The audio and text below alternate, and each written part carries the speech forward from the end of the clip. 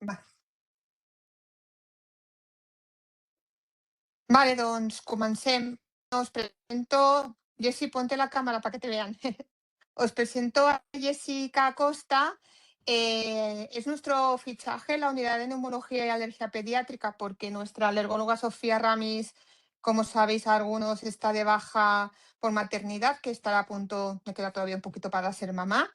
Y Jessica Costa ha sido nuestra residente durante estos 4 años, que ha acabado justo ahora y se queda con nosotros para hacer la parte de alergia y está haciendo un máster de alergia de momento online y luego ya veremos si podrá hacer alguno presencial o no. Y le propuse que hiciera el tema, porque al final es que, como siempre os digo, siempre cuando llega final de año, nosotros ya nos queda corto los temas que hacer, porque ya ha pasado la SEM, y le dije que hiciéramos, bueno, no, hacer una revisión sobre la disbiosis respiratoria y cómo esto puede afectar a diferentes enfermedades a nivel neumológico. Y aceptó el reto y por tanto ahora nos va a hacer esta revisión que lo ha hecho, ¿vale? Así que cuando quieras, Jessie. Vale. Hola a todos, pues eso, soy Jessica, soy recién adjunta de pediatría y estoy en la unidad de neumoalergia. Bueno, comparto la presentación.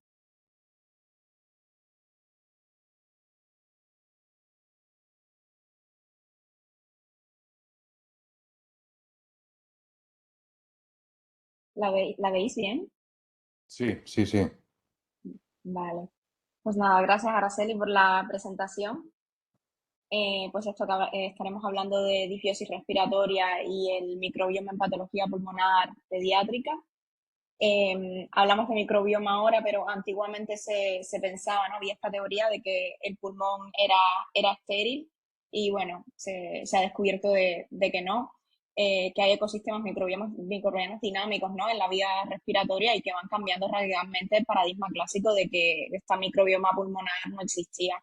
Entonces han habido pues avances metodológicos claves, ¿no? Que han dado al traste con esta antigua creencias.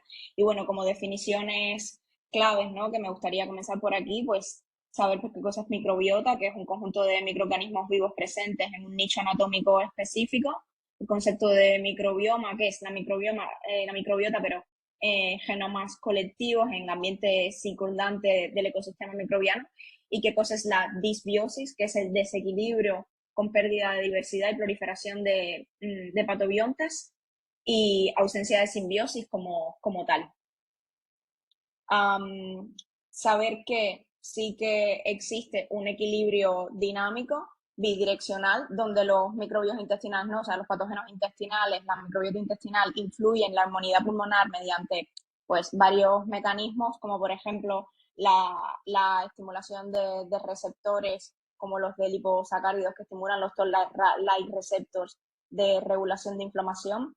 Hay también migración celular, por ejemplo, de células T de los ganglios linfáticos intestinales que migran a la mucosa respiratoria y bueno, también de metabolitos como por ejemplo el acetato, el propionato y el butirato que inhiben las histonas y que promueven la expansión de células T reguladoras. Por lo tanto, hay este mecanismo de inmigración, eliminación que hace como este balance entre microaspiración y la inhalación con el aclaramiento mucociliar que define también la homeostasis pulmonar y por supuesto que también conlleva el entrenamiento inmunológico.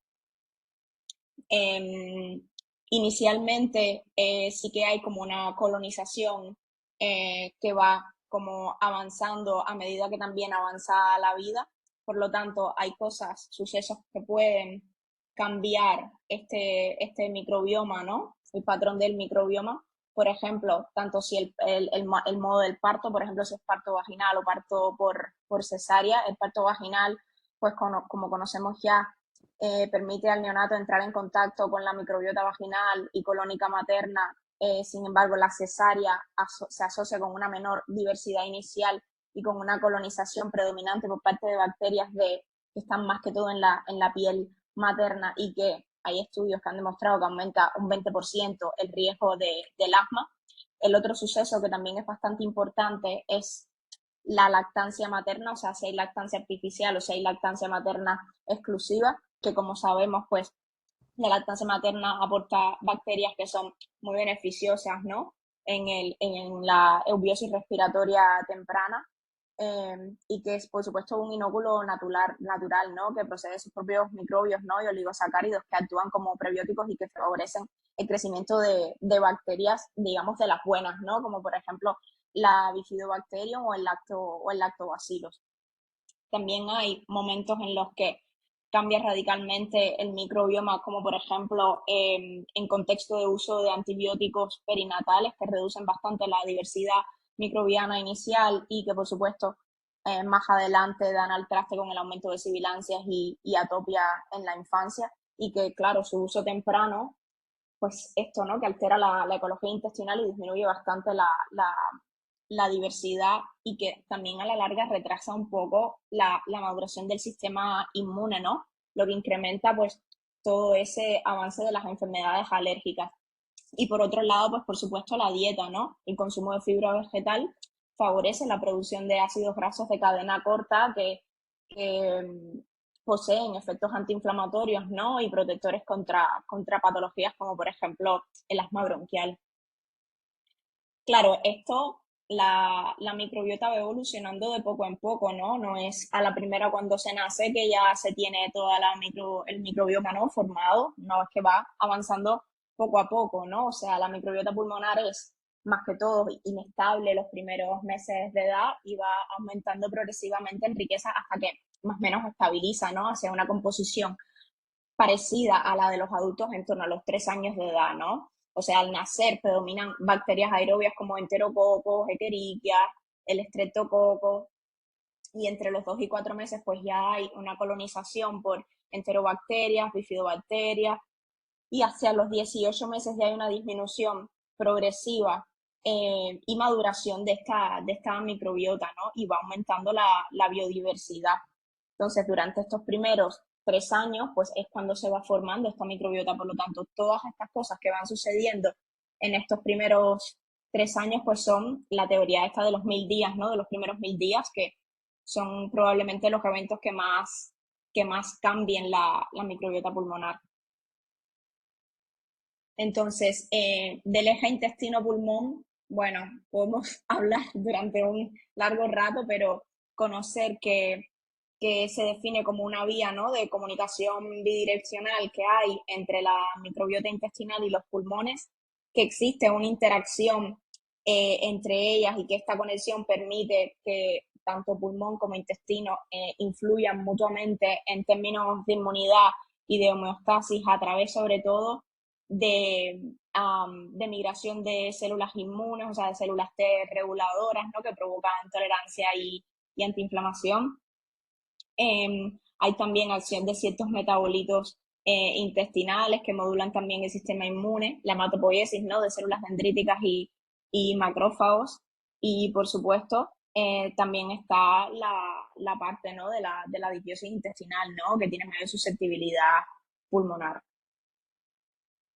Entonces hay factores que, por supuesto, alteran este microbioma respiratorio, ¿no? Hay diversos agentes externos e internos también, ¿no? Que pueden romper el equilibrio de la microbiota pulmonar y que favorecen la disbiosis y que, bueno, aumentan la susceptibilidad a enfermedades respiratorias durante toda la infancia. Entre ellas, pues tenemos virus respiratorios, el uso de antibióticos, que ya lo habíamos mencionado, y la contaminación de la dieta, ¿no? Entonces hay pues ciertas consecuencias, ¿no? de la disbiosis respiratoria. Entre ellas está pues por supuesto la alteración de las vías T2, TH17, que inducen broncoconstricción e inflamación crónica de la vía aérea, pérdida de integridad epitelial y aumento de permeabilidad favoreciendo la entrada de patógenos, y reducción de la capacidad fagocítica de macrófagos apiolares y deterioro de la inmunidad innata, que por supuesto esto también va a dar al traste con las defensas a ese nivel, y por supuesto van a conllevar a más inflamación. Y por supuesto, lo que también afecta mucho es la variación que hay entre la riqueza microbiana y la diversidad, ¿no? O sea, no es solo el número de bacterias que haya, sino la diversidad, que en realidad es lo que nos puede cambiar hacia dónde se dirige más que todo pues el microbioma pulmonar. A nivel de, bueno, entrando como tal en la afectación que puede haber de a nivel pulmonar, ¿no? O sea, de enfermedades pulmonares pediátricas, cuando hay una disbiosis pulmonar, pues sobre todo afecta en la salud, ¿no? Que claro que al provocar mucha más inflamación, pues provoca enfermedades y que más que todo se aumenten todas estas vías de inflamación y que conlleven a rinitis, a alergia, a asma bronquial también, y que por supuesto vamos a hablar de salud cuando el microbioma esté equilibrado, ¿no? De disbiosis cuando hay un microbioma alterado, y de riesgo pues cuando ya hay bacterias que sean pues patógenos ya dominantes más, ¿no? Como la pseudomonas, el estafilococcus o incluso la moraxella, que también pues la moraxella está muy vinculada con este daño epitelial. Entonces, entrando como tal en ciertas patologías, que voy a dar una pincelada de algunas patologías que quizás sean pues las más importantes, ¿no? Pues tenemos, claro, el asma infantil, que estas alteraciones de la microbioma afectan no solo la persistencia, sino también el fenotipo y la gravedad del asma. O sea, no solo influye en el inicio del asma, sino también cómo progresa la enfermedad, ¿no? O sea, las exacerbaciones. Por ejemplo, en el asma grave y neutrofílica se caracteriza por una menor diversidad y por un predominio de proteobacterias, como por ejemplo la Haemophilus influenzae, que se ha relacionado con la resistencia a los corticoides. Y bueno, con el fenotipo eosinofílico, pues que presenta a menudo un enriquecimiento de ciertas bacterias como Acinetobacter, que pues claro que también afectan bastante. Entonces, y lo que hablábamos hace un momento de la Moraxella catarrhalis, que es que la abundancia de Moraxella catarrhalis en las secreciones nasales pues se asocia con un aumento de las exacerbaciones y de activación de eosinófilos, y que por supuesto va a dar esas exacerbaciones incluso un poco más severas. O sea, podemos hablar de que incluso se puede comportar como, o sea, puede provocar un daño epitelial y que puede ser incluso un biomarcador, ¿no? O sea, produce un daño epitelial directo y una disrupción de la barrera de la mucosa, y su presencia, pues claro que puede constituir un marcador de riesgo clínico y que nos haga, ¿no?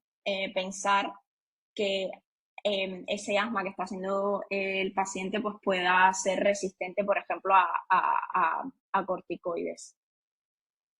De la bronquiolitis y disbiosis respiratoria, pues también se ha hablado mucho, ¿no? Sobre todo cuando hay una infección grave, ¿no? Por VRS, que se observa esto de que aumenta bastante la moraxella y el estreptococcus en la microbiota respiratoria, y que desplaza pues todas estas bacterias buenas, ¿no? Los géneros comensales protectores, y que alteran, por supuesto, el equilibrio de las vías aéreas inferiores.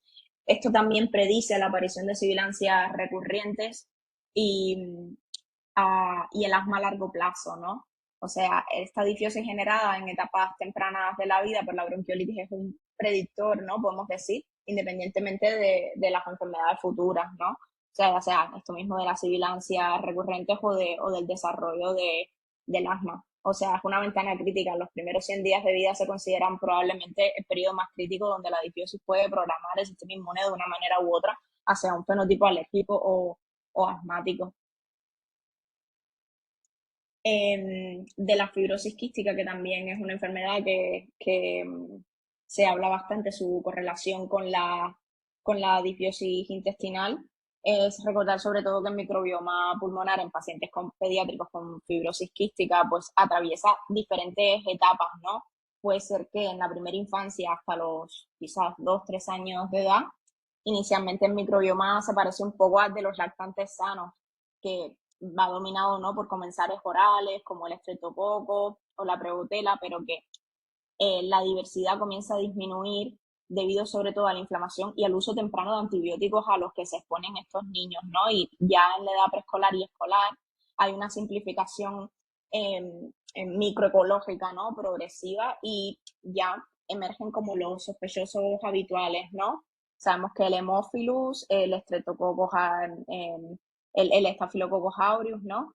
Y en torno ya a la adolescencia del ecosistema, pues baja bastante la diversidad y ya empiezan a entrar en acción pues patógenos un poco más agresivos y resistentes, como por ejemplo la pseudomonas. Entonces, es verdad que conocemos esto de la pseudomonas y del Staphylococcus aureus, pero hay artículos que encontré que se hablaba ya de patógenos emergentes, ¿no? Como el Acromobacter y el Stenotrophomonas o incluso Mycobacterium, ¿no? Que ya también están encendiendo un poco las alarmas con respecto pues a una colonización nueva, ¿no? Y a agentes nuevos que no, quizás no sean los más frecuentes en esta patología. Entonces, con respecto a la fibrosis quística, encontré este metaanálisis porque se hablaba que como para cambiar el microbioma, ¿no? pulmonar, o sea, intentar balancear de la disbiosis a la simbiosis, pues se podrían usar probióticos o prebióticos, ¿no? Simbióticos, en fin, como suplementación, como para ver si de verdad surtía efecto. Y encontré este metaanálisis que es un metaanálisis en el que se analizaron 3 estudios, que bueno, dentro de los estudios sí que hay algunos que sí recomiendan el uso de probióticos, que quizás en algunos lugares no están estandarizados, ¿no? Pero este metaanálisis, que creo que es del 2025, si mal no recuerdo, no encontró de forma global mejoras estadísticamente significativas en la función pulmonar ni en la frecuencia de las exacerbaciones. Sin embargo, esto de que ciertos estudios individualmente sí informaron beneficios específicos un poco a escala menor, ¿no? En resultados secundarios como, por ejemplo, reducciones en la tasa de hospitalización, que quizás no es una mejora tan grande como un cambio en la función pulmonar de estos pacientes, pero el simple hecho de disminuir el número de días hospitalarios, pues ya de por sí nos puede hacer pensar que sí que pudiera valer la pena un poco, ¿no? Por otro lado está la displasia broncopulmonar, que, pues claro, en recién nacidos prematuros está muy vinculada a la disbiosis respiratoria temprana y que la colonización bacteriana aberrante y una simplificación ecológica del microbioma pulmonar probablemente sean las cosas que más caractericen a la displasia broncopulmonar, sobre todo la colonización por estafilococos, uroplasma, enterobacterias en prematuros, y que está muy asociada a la ventilación mecánica prolongada y, por supuesto, al uso de antibióticos desde probablemente las primeras horas de vida, que favorecen toda esta disbiosis precoz y que simplifican bastante el patrón ecológico pulmonar. Entonces, claro que se asocia a un mayor riesgo de enfermedad pulmonar crónica y un peor pronóstico respiratorio, y sobre todo que también recordar que si están los niños en un entorno como por ejemplo en la SUSI neonatal, perdón, pues la exposición de por sí a la flora hospitalaria es una cosa que vale que siempre hablamos de la ventilación mecánica y de los antibióticos, pero el simple hecho de estar en un lugar donde pueden haber patógenos, ¿no? Que son multiresistentes o una flora, por decir así, ¿no? Que no es la que usualmente tendría un niño, no solo dentro del útero, sino normalmente en su casa, pues eso también altera la barrera pulmonar. Y por otro lado, pues claro que tenemos infecciones respiratorias recurrentes, ¿no? Porque la disbiosis intestinal, pues claro que altera la barrera mucosa y reduce la respuesta inmune sistemática y que predispone, claro, que a neumonías bacterianas recurrentes y, claro, infecciones respiratorias que provocan migración linfocitaria desde el intestino hasta el pulmón. O sea, el eje es bidireccional. Por lo tanto, hay migración linfocitaria intestinal que genera síntomas digestivos asociados a infección pulmonar y también un ciclo vicioso, ¿no? De disbiosis, infección y pues luego disbiosis, que al final es como un pez que se muerde la cola y claro que es como en ese ciclo que pues no se sale, ¿no? Entonces, hablando del diagnóstico del microbioma respiratorio, pues el análisis de este microbioma es verdad que se orienta como una revolución diagnóstica que sí que puede permitir, ¿no? Predecir enfermedades quizás en el futuro y estratificar pacientes según su riesgo e incluso quizás monitorizar la enfermedad y la efectividad de tratamientos y dietas personalizadas. Lo que sucede es que su uso no es rutinario en la práctica clínica, o sea, todavía está bastante limitado, ¿no? Sobre todo porque se encuentra en fase de investigación y se considera, pues, por supuesto, un pilar fundamental para la medicina futura y para la nutrición con más precisión, ¿no? Entonces, hablando de tecnologías diagnósticas, pues ha sido posible gracias a la transición de cultivos tradicionales a técnicas moleculares independientes de cultivo y la secuenciación del gen 16S y que es la técnica probablemente más común que permite identificar, bueno, comunidades bacterianas a nivel de género mediante la amplificación de un gen altamente preservado y superando la limitación de que solo el 1% de los microbios pulmonares, ¿no?, crecen en cultivos convencionales. Entonces también leí algo de la metagenómica del shotgun, que es como la secuencia de todo el material genético en una muestra, lo que permite más que todo evaluar, ¿no?, simultáneamente bacterias, virus, hongos, que, perdón, además pues conocer un poco las funciones metabólicas, ¿no? Pero también hay limitaciones, por supuesto, porque a pesar de su potencial, las fuentes subrayan que más que todo el diagnóstico clínico rutinario enfrenta pues retos un poco, ¿no? O sea, sobre todo porque no se distinguen bacterias vivas de las muertas y no detectan ni virus ni hongos de forma estandarizada. Pueden haber ruidos y contaminación de las muestras y que no existen todavía como instrumentos validados para el uso clínico rutinario de este tipo de estudios, ¿no? Por lo tanto, requiere una validación clínica y resultados variables según muestra y protocolo. Y bueno, también encontré este artículo científico que, bueno, se titula The Upper Airway Microbiome as a Biomarker, bueno, en asma, ¿no? Con exacerbaciones, sobre todo en pacientes que eran resistentes a lo que hablábamos ahorita, ¿no? De los corticoides, que en este estudio pues se analizaron 250 pacientes asmáticos que se trataron con corticoides inhalados y que hacían bien la técnica, sí que tenían buena adherencia al tratamiento, pero por alguna razón pues no tenían, ¿no?, un avance en la enfermedad, o sea, seguían manteniendo funciones pulmonares y exacerbaciones constantemente del asma, así que se tomaron muestras de saliva, faringe, de cavidad nasal y se compararon básicamente en dos grupos, ¿no? Y bueno, se estudió todo el microbioma de estos pacientes y es verdad que la conclusión es que la diversidad, la composición de las bacterias presentes o sea, las bacterias que estaban presentes en los pacientes, especialmente en la saliva, estaban asociadas a un riesgo de sufrir exacerbaciones de asma a pesar del tratamiento con corticoides inhalados. Y pues claro que aquí aparecía la microbiota salival como un candidato bastante prometedor, ¿no?, a convertirse en un biomarcador no invasivo de mal control del asma en el futuro, pero también pues había ciertas limitaciones, ¿no?, porque es un estudio observacional y que claro que no, habría que mirar, ¿no?, causalidad y analizar asociaciones, ¿no?, en un momento concreto, y que claro, los resultados pues necesitarían extrapolarse a otras poblaciones como para poder hacer un análisis un poco más profundo. Por lo tanto, ya entrando en el tratamiento de este equilibrio, Araceli, voy bien de tiempo. Entiendo que sí. Sí, que Sí, sí, estaba vas bien. desconectada. Sí, vas molt bé, tranquila, Vale, tranquila. vale. Pues del equilibrio terapéutico, bueno, sobre todo intentar antibióticos dirigidos, evitar antibióticos de amplio espectro, intentar disminuir el espectro lo más que se pueda. Es verdad que inicialmente casi siempre comenzamos con una terapéutica antibiótica empírica, pero que a la que podamos pues ir a una terapia un poco más dirigida, ¿no?, que eso nos va a ayudar a preservar la microbiota comensal y evitar coberturas más amplias, ¿no?, innecesarias, que por supuesto que reduzcan mucho más la diversidad microbiana. Bueno, de los corticoides inhalados, que es verdad que reducen la inflamación bronquial, pero su uso prolongado, pues claro que puede alterar un poco la composición y diversidad de la microbiota respiratoria.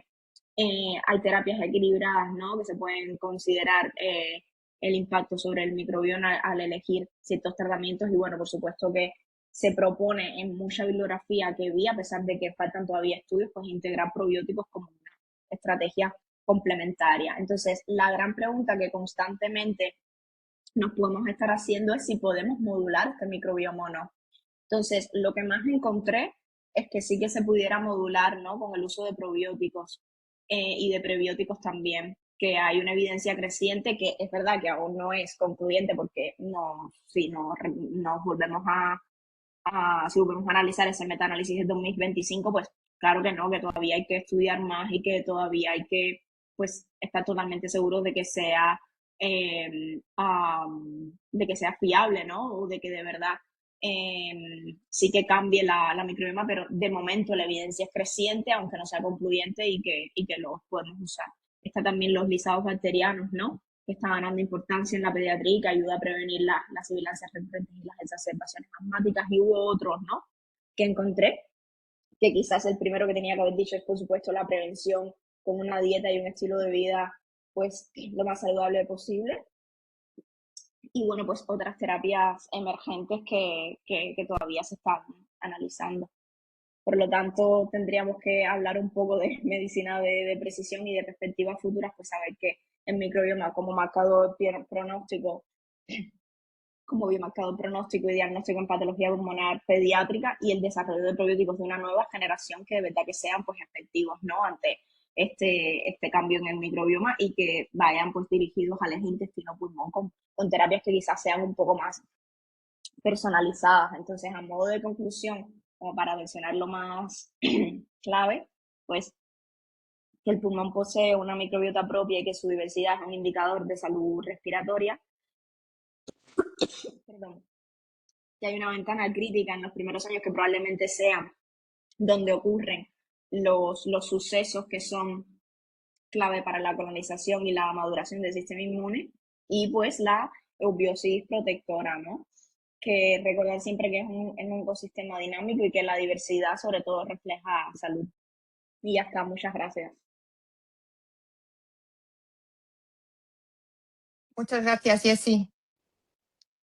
Muy bien. Ha sido una visión general un poquito del microbioma. A lo mejor es verdad que no hemos sido muy específicos en datos, pero era un poco también de cara a que yo, por ejemplo, cada vez me ven también a mí a la consulta diferentes laboratorios presentándome, ¿no?, probióticos y prebióticos para las infecciones respiratorias, y que tampoco no me queda bien claro si, ¿no?, si el uso de ellos, aparte de que se le da la, ¿no?, bueno, parece que son seguros, ¿no?, y que los puedes dar también así a la ligera, pero también yo creo que depende del perfil del paciente y que hay que avanzar en los estudios de este tipo.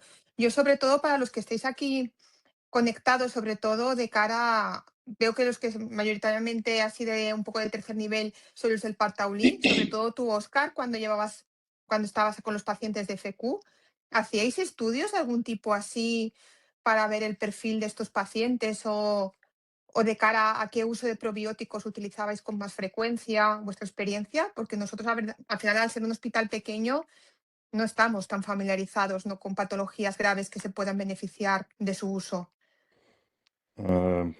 Sí, bueno, en principio tuvimos una FIS con los neumólogos de adultos que aún está en marcha, pero que se ha estudiado durante muchos años la microbiota intestinal y respiratoria en los pacientes con fibrosis quística. Pero bueno, esto es un hecho constatado ya por diferentes estudios que efectivamente hay una pérdida de diversidad alfa de los gérmenes en el paciente con fibrosis quística, probablemente relacionado con la multitud de tratamientos antibióticos que llevan, pero también probablemente con el defecto básico, La que viscosidad, ¿no? no hay, sí, no hay que olvidar pues que el CFTR pues está en la membrana epitelial y que el epitelio pues cada vez sabemos que tiene mayor importancia y que de alguna manera en los estudios más recientes con los nuevos moduladores pues se ve que hay una mejora, una normalización de la microbiota. O sea que efectivamente debe haber algún mecanismo fisiopatológico implicado, porque el darles moduladores y mejorar la microbiota pues no deja de ser curioso, aunque evidentemente también esto puede estar sesgado porque hay menos uso de antibióticos, menos infecciones, etcétera, etcétera, ¿no? Lo cierto es bueno, es un tema controvertido que está en boca de todos los investigadores, pero que hay poca cosa sinceramente creo que fuera de la dermatitis atópica, lo demás hay poca evidencia que sirva de mucho dar probióticos sobre todo a niños ya mayores. Probablemente el campo interesante, como ya ha comentado Jessica, esté en los primeros periodos de la vida, en esa ventana de oportunidad de entrenar bien el sistema inmunitario y en el que recientemente, pues como también ha comentado ella, han salido artículos con lisados bacterianos y con otras estrategias que parece que tienen resultados positivos y esperanzadores cara al futuro, pero tiene que ser aplicado antes incluso de que aparezcan los síntomas o muy al principio. A Y nosotros en diciembre vino, bueno, ¿te acuerdas, Jessy, cuando nos presentó Manolo de la Mater? ¿Estabas tú presente en aquella sesión? La que hizo Manolo Sí, del sí, nos presentó, quiere participar en un estudio y que también habló de que si algún hospital se quisiera adherir es de la Mater, es Manolo Rodríguez Maternidad Miguel, Clinic. ¿no? Sí, Sí, de la Maternidad ya, Clinic. no, sí, de que aquellos pacientes nacidos por cesárea, ¿no? De que sí, cuando nacen, en el momento de nacer, ¿no? Pues, ¿no? Estar en contacto con la zona vaginal vulvar de la madre para hacer una colonización, ¿no? Lo máximo posible ¿no? Para evitar ese problema que hay con las cesáreas de no pasar por el canal del parto, ¿no? Con un protocolo muy concreto y ver si en un futuro estos pacientes cambian, ¿no? O hace una prevención, ¿no? Primaria en la evolución de estos pacientes, tanto en dermatitis atópica, infecciones gastrointestinales, infecciones pulmonares, riesgo de sibilancias, etcétera. Y nos lo presentó y tenía muy buena pinta, la verdad. sí, esto también es una de las pocas cosas que parece que están claras, que los pacientes, o sea, los niños que nacen por cesárea tienen más riesgo de asma que no el resto. Pero como hay otros muchos factores actuando a la vez, a veces es difícil sacar conclusiones rápidas sobre esto, porque está actuando el cambio climático, el estilo de vida occidental, los microplásticos, la contaminación, todo está entremezclado y probablemente en función de cada paciente, pues uno le afectará más una cosa, otro otra, y es muy difícil sacar conclusiones claras. Aunque, bueno, también el trasplante de microbiota y de heces y tal está ahora de Sí, moda sí, y, esas eran las otras terapias, sí, sí. y otros temas bueno, que ya en neonatos muchas veces lo han hecho en algún paciente y tal, y bueno, habrá que ir viendo qué hacemos, ¿no? ¿A Pero dónde va? es un En tema los muy pacientes con interesante. enfermedad inflamatoria intestinal, también el tema de trasplante de Sí, lo heces, que tuvimos un fecal, paciente que sí. que estuvimos a punto de plantearlo. Elian Parra, pobre. Sí, sí. Liam Pardo. ¿Alguien más tiene alguna opinión, alguna experiencia en el uso de probióticos o algún comentario? Hola, nosotros tenemos un estudio empezado de mirar la microbiota en niños que hacen sibilantes, que sean IPA negativos y IPA positivos, pero está ahí ongoing y no tenemos resultados. No sé, Pero vais pero no es, recogiendo muestras, es Laura. observacional. Sí, recoger muestras intestinales, orofaringeas y de aspirado nasal. ¿Y Hay quién que nos hace, realizar. y quién nos hace las determinaciones? Microonix, pero tengo que recoger todas las muestras y luego tener dinero para pagarlas todas. Las estoy congelando. Estás congelando. Ah, muy Así que chulo, muy espero chulo. algún día poder contarlo si no se queda ahí estancado para siempre. Ay, ojalá Espero que que sí. no. Ojalá que no. Hacer niños con sibilantes. Esto. O sea, ¿Cuáles sibilante son? recurrente es más infantil, es más pequeñito. De 0 hasta, o bueno, o de 15 ¿qué meses. franja de edad? ¿De 15 meses De hasta? 6, sí, de 6 a 15 meses es. De 6 a 15 meses, los más pequeñitos. Sí, por esto, pero bueno. Ya os contaré. Nos vemos adelante, espero poder tener resultados. Bueno, que se cuide Jessica, no tiene que correr tanto explicándolo porque le ha sobrado mucho tiempo. Además Claro, le entraba un poco de broncoespasmo inducido por el ejercicio. Entonces, que se, Un que poco, se- sí. Le haces un espiro con bronco como mínimo o con esfuerzo mañana, Araceli, porque estaba un poco obstruida, ¿eh, Jessica? Que se cuide, que se cuide. Bueno, Bueno, pues Vale, nada. merci. Bon pues, estiu a tothom. Ernesto, que no se te oye. Buen verano y prepararos para el curso siguiente. Sobre Molt todo bé. Molt bé. Teresa. De acuerdo. Pues moltes gràcies. Que vagi molt bé. Vinga, que Cuideu-te. vagi molt bé, Enhorabuena, cuideu-vos. Jessica. Una abraçada. Muy Adéu, bien. Adiós. Hasta luego. Gracias. adéu. Adiós.